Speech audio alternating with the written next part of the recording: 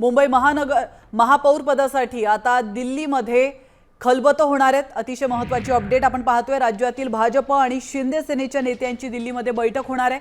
शिंदे सेनेतून राहुल शेवाळे, श्रीकांत शिंदे आणि श्रीरंग बारणे, तर भाजपच्या अमित साटम, आशिष शेलार यांच्यासोबत चर्चा होणार आहे। त्याचप्रमाणे महापौर पदासहित स्थायी समिती, सुधार समिती, त्याचप्रमाणे आरोग्य आणि शिक्षण समितीच्या वाटाघाटींवर देखील चर्चा होणार असल्याची माहिती मिळते। याविषयी अधिक माहिती देण्यासाठी आपले प्रतिनिधी सूरज मसूरकर आपल्यासोबत जोडले गेलेले आहेत। सूरज, अतिशय महत्त्वाची अपडेट म्हणावी लागेल। मुंबई महापौर पदासाठी थेट दिल्लीमध्ये खलबतं होणार आहेत, काय अधिक माहिती?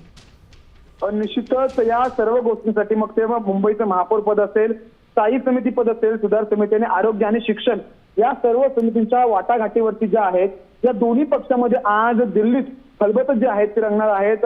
शिंदे सेनेतून राहुल शेवाळे असतील, खासदार श्रीकांत शिंदे असतील, खासदार श्रीरंग बारणे असतील आणि भाजपच्या वतीने अध्यक्ष अमित साटम, आशिष शेलार हे सर्व नेते जे आहेत ते आता दिल्लीमध्ये आहेत आणि थोड्याच वेळात त्यांच्यामध्ये दिल्लीमध्ये ही बैठक होणार आहे।